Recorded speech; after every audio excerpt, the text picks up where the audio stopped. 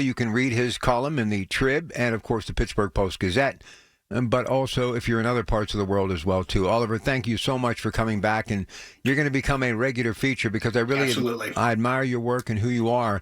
So we talked last time about how he is perceived by world leaders, meaning President Trump. Word today, European Union is thinking that, they may have to form a military because they're not going to be getting support for Ukraine. Those were the words of Vladimir Zelensky. And also, they want a seat at the table in the possible peace talks between Russia and Ukraine. The big question is, do they deserve to be there?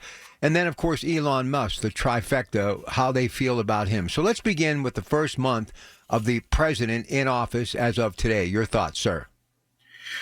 It's hard to capture in just a couple minutes how dramatic the first month is. I mean, you go back longer than I do, but I can't remember a whirlwind first month in office. Some older relatives have said maybe Ronald Reagan the first time around to an extent.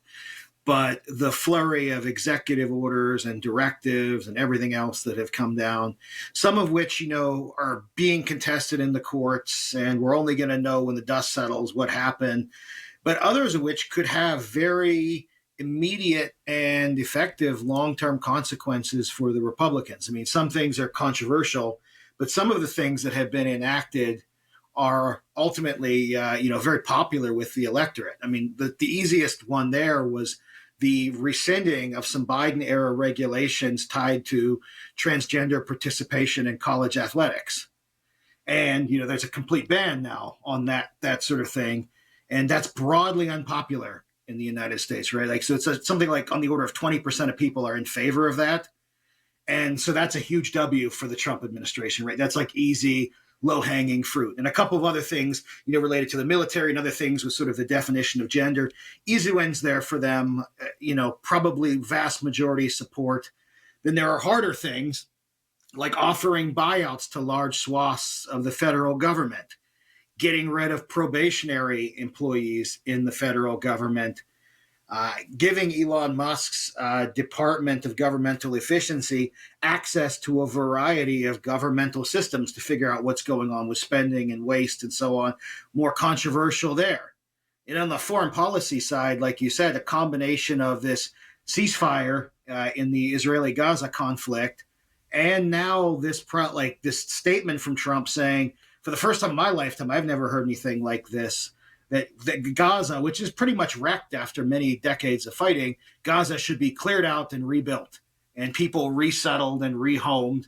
That's one of the most dramatic things I've ever heard a president say. That very, very controversial back and forth there. And then this stuff with the EU, making them, a combination of paying their own way. They're concerned because Russia is obviously much closer to their borders than to ours, though we've, picked up the bulk of the spending in the Ukraine conflict. J.D. Vance's speech there recently was about, their running of their own elections in the EU zone. Unlike anything that I've ever heard an American politician say to a foreign audience, again, in my career of listening to Republicans and Democrats deliver these messages. Rob, it's just hard to process exactly how much has gone down, but they were certainly ready. I know that the media talked back and forth about who was going to win in the fall, but they were certainly ready to hit the ground running.